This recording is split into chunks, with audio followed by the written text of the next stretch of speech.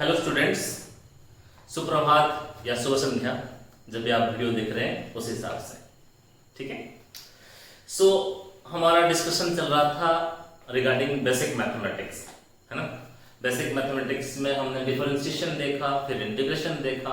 ठीक है। So integration के ऊपर जो क्लास 11th में जितना आपको सीखना चाहिए, सो दैट आप फिजिक्स के प्रॉब्लम्स को, फिजिक्स के कंसेप्ट को अच्छी तरह से समझ पाएंगे, वो थोड़ा सा आगे उस डिस्कशन को लेते हैं। ठीक है ना।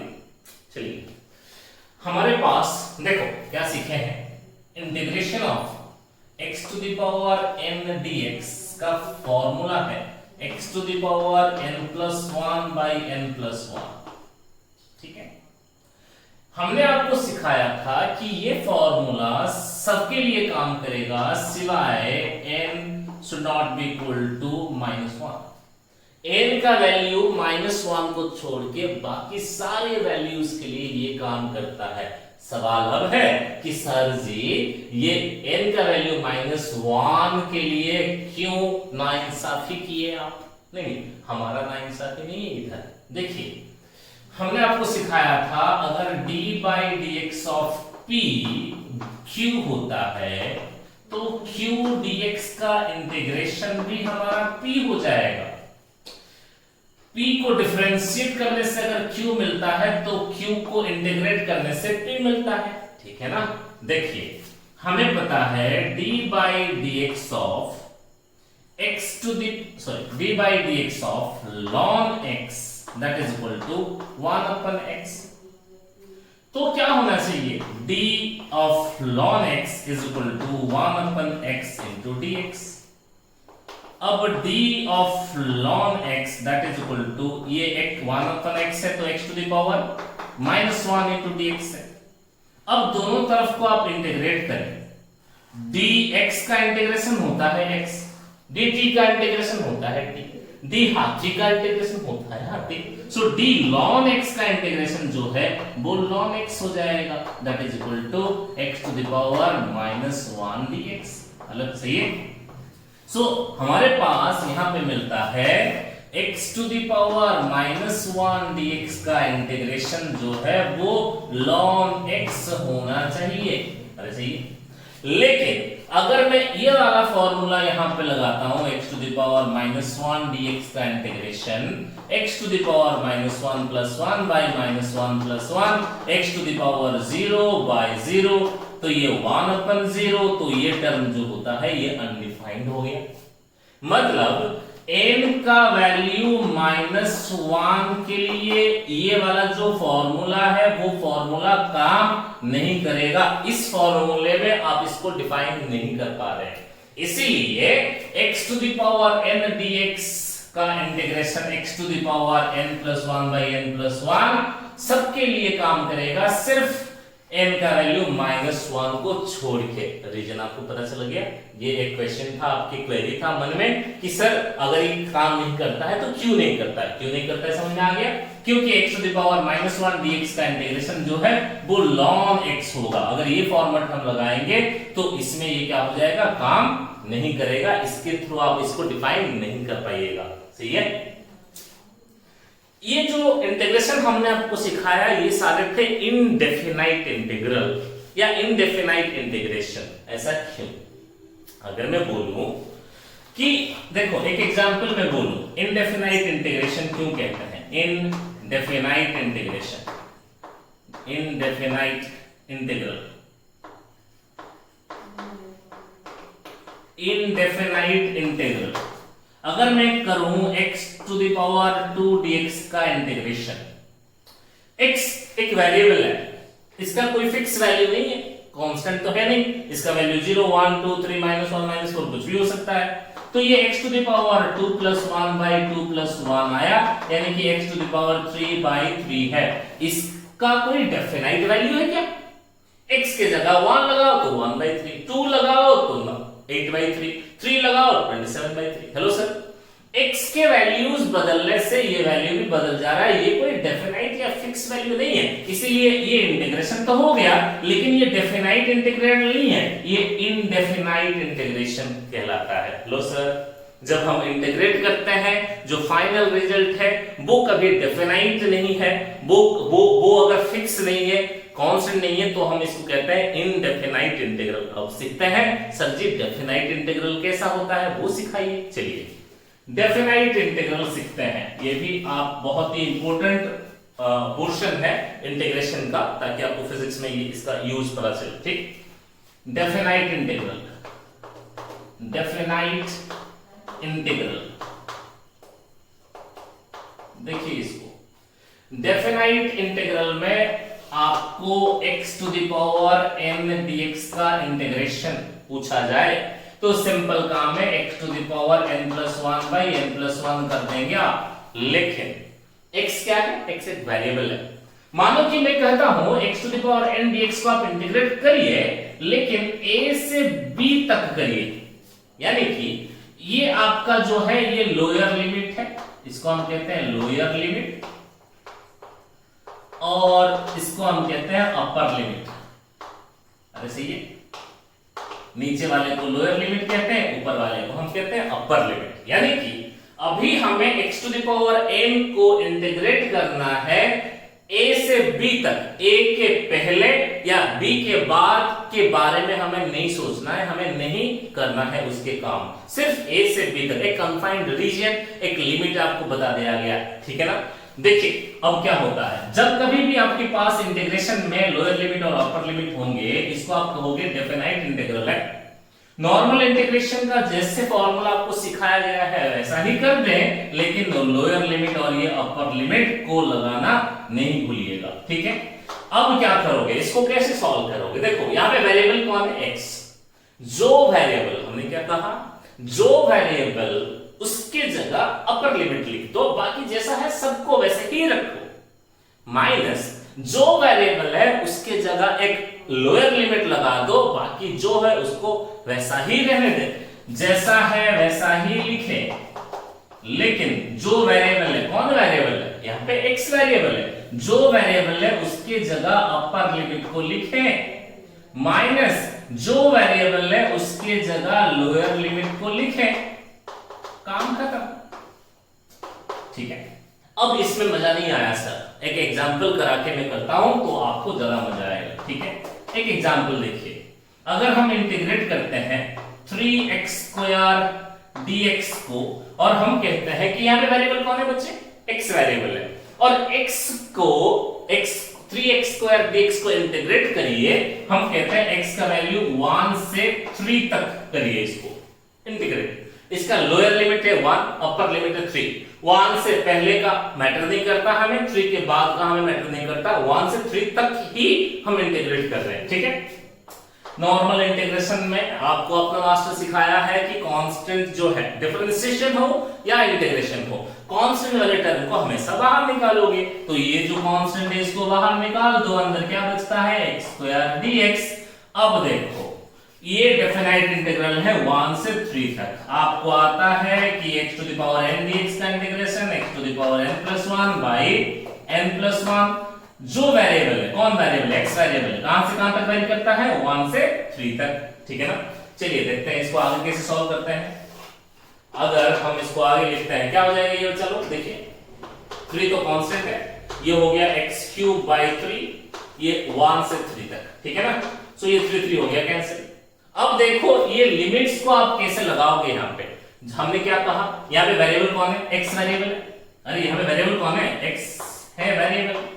जो वेरिएबल उसके जगह अपर लिमिट, कौन वेरिएबल है? x वेरिएबल है, तो x के जगह अपर लिमिट लिखिए, जैसा है वैसा ही है, माइनस जो वेरिएबल उसके जगह लोअर लिमिट को लिखिए, और काम आपका खत्म हो गया।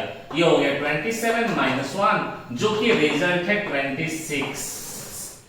ये रिजल्ट को जरा से देखिए, अगर हम ये लिमिट ना लगाते यहाँ पे 1 2 3, तो इसका रिजल्ट क्या आता? सिर्फ x³ आता, यानी कि इनडेफिनाइट इंटीग्रेशन होता।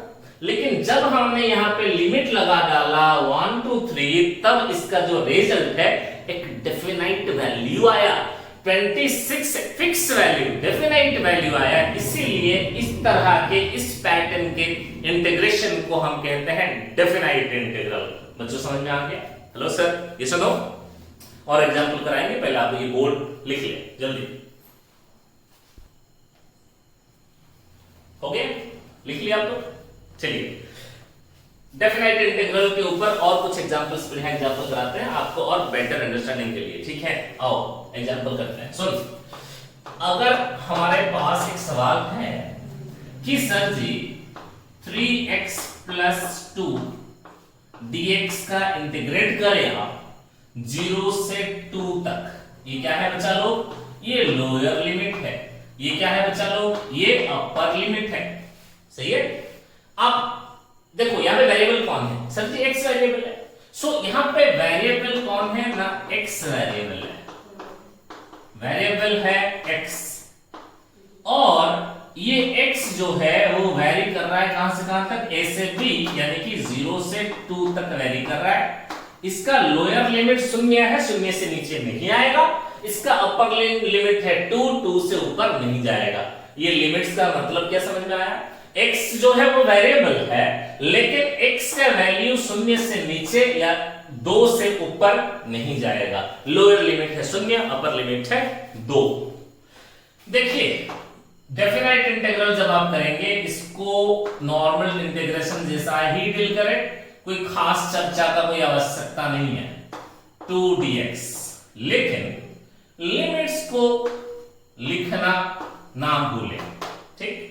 कांस्टेंट वाले टर्म को बाहर निकालो, x⁴ dx, x⁴ 1 + 1 by 1 + 1 0 से 2 तक +2 बाहर चला गया। dx का इंटीग्रेशन होता है x, ये 0 से 2 तक। अब देखिए ये 3x² 0 to 2 प्लस ये 2 x वेरिएबल है, जो वेरिएबल उसकी जगह अपर लिमिट माइनस जो वेरिएबल उसकी जगह लिखिए लोअर लिमिट। हो गया काम। अब देखो यहाँ पे 3/2 है, x जो वेरिएबल उसकी जगह अपर लिमिट 2 का स्क्वायर माइनस लोअर लिमिट 0 का स्क्वायर प्लस 2 2s are 4, ये तो 0 है। अब ये क्या हो जाएगा? देखिए ये 3/2 into 2 का स्क्वायर 4 माइनस 0, ये 4 हो जाएगा, प्लस ये 4, ये कैंसिल करें, ये 2, तो 6 + 4 ये हो जाएगा 10। देखो आपके पास 3x + 2 ये एक क्या था? एक वेरिएबल है, एक फंक्शन है।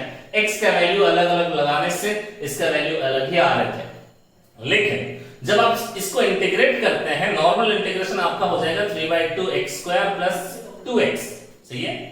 लिमिट लगा देने से इसका एक डेफिनाइट वैल्यू आ गया, इसलिए इस तरह के इंटीग्रेशन को हम कहते हैं डेफिनाइट इंटीग्रल।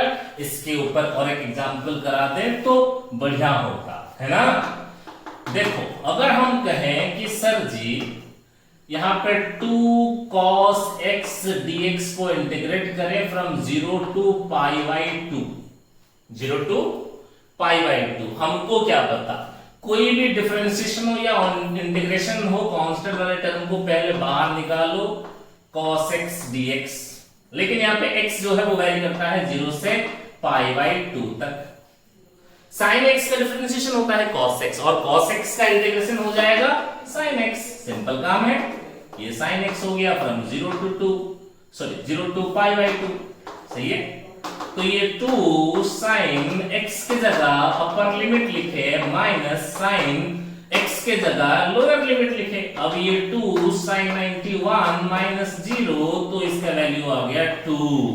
देखो ये इंटीग्रेशन का भी कोई एक पर्टिकुलर या डेफिनाइट वैल्यू आया, इसीलिए इस तरह के इंटीग्रेशन को हम डेफिनाइट इंटीग्रल कहते हैं। हेलो सर, ये सुनो। सो डेफिनाइट इंटीग्रल में ये होता है लोअर लिमिट, ये होता है अपर लिमिट।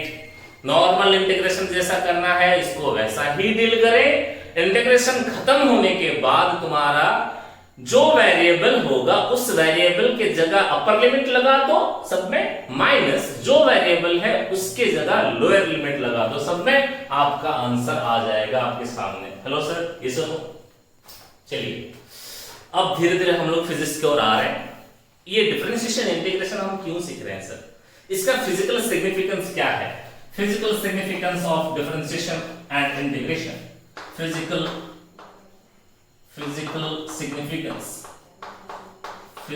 significance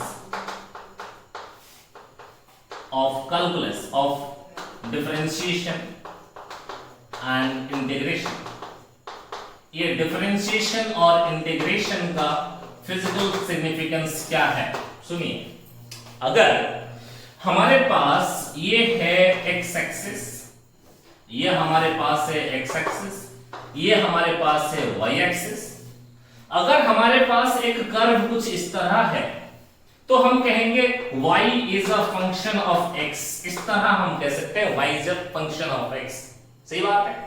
अगर हम यहां पे एक पॉइंट ऐसा कहीं पे भी एक पॉइंट लेते हैं तो इस पॉइंट के अलोंग जो टेंजेंट हम खींचेंगे यहां पे, इसको क्या कहते हैं? टेंजेंट कहते हैं ना।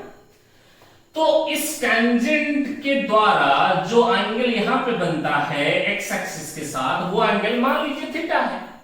देखो ये y एक्सिस है तो इसको हम कह सकते हैं ये dy। ये x एक्सिस है, इसको हम कह सकते हैं dx। अरे सही है। ये काफी छोटा, ये बड़ा ट्रायंगल हमने ले लिया ताकि आपको अच्छे से क्लियरली विजिबल हो। ये छोटा भी ले सकता है, ठीक है ना। ये y एक्सिस है तो ये चेंज इन y, ये डेल y या dy इसको लिख सकते हैं। और ये x एक्सिस है तो चेंज इन x है, इसको डेल x या dx लिख सकते हैं। हेलो सर, ये सुनो। देखो इसमें स्लोप माने क्या होता है? कोई भी लाइन द्वारा पॉजिटिव x के साथ, कोई भी, आप हमारे साथ बोले, कोई भी लाइन द्वारा पॉजिटिव x के साथ जो एंगल बनता है उस एंगल का tan वैल्यू को हम कहते हैं स्लोप ऑफ दैट लाइन। सो ये लाइन द्वारा पॉजिटिव x के साथ जो एंगल बना उस एंगल का स्लोप का सिंबल m होता है और उसी एंगल का tan वैल्यू को हम कहते हैं स्लोप। तो यहां पे आपके पास जो स्लोप है वो स्लोप मिल जाएगा tan थीटा माने फ्रंट y बेस। फ्रंट क्या है? डेल y, क्योंकि ये y एक्सिस से चेंज इन y है। मान लो ये पॉइंट का कोऑर्डिनेट है x1 y1, ये पॉइंट का कोऑर्डिनेट है x2 y2। तो ये कौन है? ये कौन है? देखो बच्चे, ये है y1 और ये है y2। तो ये y1 और ये y2, तो ये कितना होगा? चेंज इन y होगा। देखो ये है x2 और ये है x1, तो ये होगा चेंज इन x। सो आपके पास यहाँ पे स्लोप जो होगा वो change in y by change in x होगा। या यहाँ पे इतना छोटा सा भी तो ट्रायंगल ले सकता हूं मैं। अगर ये चेंज इन y है तो ये छोटा चेंज इन y dy। अगर ये चेंज इन x है ये तो छोटा चेंज इन x। सो इसके जगह हम लिख सकते हैं dy बाय dx। और आपके गुरुजी आपको सिखाए हैं ये dy बाय dx को आप पढ़ेंगे differentiation of y with respect to x। Hello sir, ये सुनो। तो आपके पास अगर कोई y वर्सेस x का ग्राफ है और उस ग्राफ का स्लोप आपके पास है तो ये स्लोप क्या है? Slope is equal to differentiation of y with respect to x। कहे तो कोई गलत नहीं होगा, यानी कि कहीं पे भी आप स्लोप निकाल रहे हैं मतलब आप डिफरेंशिएशन ही निकाल रहे हैं। अगर आप डिफरेंशिएशन निकाल रहे हैं तो आप स्लोप निकाल रहे हैं, ये वाइस वर्सा है। सो डिफरेंशिएशन से आपको स्लोप मिलता है और स्लोप से आपको डिफरेंशिएशन भी मिल जाता है। बात समझ में आ गई? चलो, तो आपके लिए आज हमने ये यहाँ पे सिखा रहे हैं जो चीजें, आप आज से आपके दिमाग में ये रहेगा कि डिफरेंशिएशन माने स्लोप। हेलो सर, डिफरेंशिएशन माने स्लोप। dy बाय dx कहीं पे हुआ होगा तो y वर्सेस x एक्सिस का कोई एक ग्राफ है, वो ग्राफ का या फिर वो फंक्शन जो है उस फंक्शन के ऊपर या ग्राफ ड्रॉ करेंगे तो उसका जो स्लोप है वो स्लोप होता है dy बाय dx। अब देखते हैं इंटीग्रेशन का क्या फिजिकल सिग्निफिकेंस है। देखो इंटीग्रेशन क्या होता है, ये तो डिफरेंशिएशन होता है, ठीक है। अगर ऐसा होता है हमारे पास ये x एक्सिस है और ये y एक्सिस है, सही है, बात समझ में आ गया। अब देखो कि मेरे पास यहाँ पे ना एक फंक्शन है, कुछ इस तरह का एक फंक्शन है। यहाँ पे x का वैल्यू a है, यहाँ पे x का वैल्यू b है। अगर मैं यहां से यहां तक ले लूं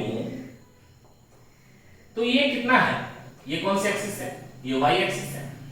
ये y is a function of x, आप ऐसा बोल सकते हैं। ये x एक्सिस है, ये छोटा सा x, इसको हम dx बोल सकते हैं। तो ये जो छोटा सा एरिया होगा that small area is equal to y into dx। अरे सही है। अब ये पूरा एरिया कैसे आ जाएगा? इसको आप इंटीग्रेट कर दो तो पूरा एरिया जो होगा y dx का इंटीग्रेशन, अगर हम कहें कि a से b तक, इसका मतलब है a से b तक का मतलब है कि हमें सिर्फ और सिर्फ इतना एरिया चाहिए, इसके पीछे या आगे का, इसके पीछे या आगे का हमें कोई मतलब नहीं है। x जो है lower limit a upper limit b, a के पीछे a के नीचे हमें कंसर्न नहीं है, b के आगे भी हम लोग कंसर्न नहीं है, हमें सिर्फ a से b तक ही इंटीग्रेट करना था।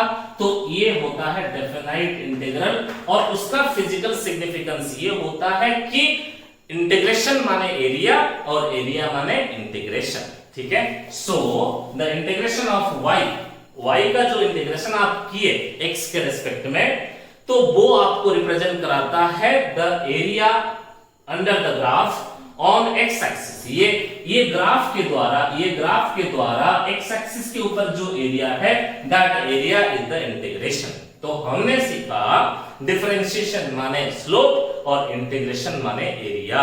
डिफरेंशिएशन माने स्लोप और इंटीग्रेशन माने एरिया, ठीक। इसी ये दोनों चीजों का काफी ज्यादा इस्तेमाल है आपका। इसके बाद का जो चैप्टर है काइनेमेटिक्स चैप्टर एक आएगा आपका फिजिक्स में, तो वो चैप्टर में हम लोग इसको डील करेंगे। डिफरेंशिएशन और इंटीग्रेशन का जो फिजिकल सिग्निफिकेंस है ग्राफ से, जैसे डिफरेंशिएशन माने स्लोप या स्लोप माने डिफरेंशिएशन, सही है ना। जैसे इंटीग्रेशन माने एरिया या एरिया माने इंटीग्रेशन ही होता है, उसका इस्तेमाल आएगा हमारा, ठीक है। तो बेसिक मैथमेटिक्स इतना ही बताया जा रहा है, और बाकी के जो है वो मैथमेटिक्स टीचर्स भी आपको बताते रहेंगे बीच बीच में। और फिजिक्स में जहां कहीं पे भी इसका यूजेस आएंगे, आवश्यकता होंगे, उस हिसाब से हम चैप्टर के अंदर भी थोड़ा थोड़ा साइड बाय साइड भी मैथमेटिक्स थोड़ा सा बताते रहेंगे फिजिक्स में, ठीक है। इसको अच्छे से लिख ले और बेसिक मैथमेटिक्स को एक अच्छे से पकड़ बना ले। देखो, अगर फिजिक्स एक जंग का मैदान है तो मैथमेटिक्स आपका हथियार है, मैथमेटिक्स आपका तलवार है। बिना मैथमेटिक्स का आप फिजिक्स के जंग में उतर जाओगे तो वैसा ही बात होगा कि बिना तलवार के तुम आ गए। वैसा ही बात है कि आपको इंग्लिश नहीं आता है और आप विदेश चले गए, और वहां पे आप क्या कहोगे, खाने के लिए क्या पूछोगे, रहने के लिए क्या पूछोगे। So mathematics is that tool, is that weapon for you to deal with physics. बिना मैथमेटिक्स का फिजिक्स थोड़ा सा नहीं, काफी ज्यादा मुश्किल होता है, ठीक है। सो मैथमेटिक्स में आपका पकड़ बहुत अच्छा होना चाहिए। हम चाहते हैं कि ये जो शुरुआत के डेज है, जो स्टार्टिंग के डेज है क्लास 11 के, आप थोड़ा सा मैथमेटिक्स के ऊपर पकड़ बना लीजिए। जो शुरू के 1 2 3 महीने होते हैं, पहले जो 2-3 महीने होते हैं, यहाँ पे मैथमेटिक्स के ऊपर ज्यादा फोकस करें। मैथमेटिक्स आपका बढ़िया बन गया तो फिजिक्स आसान है, तब फिजिक्स कोई दिक्कत नहीं होगा, ठीक है। चलिए, धन्यवाद।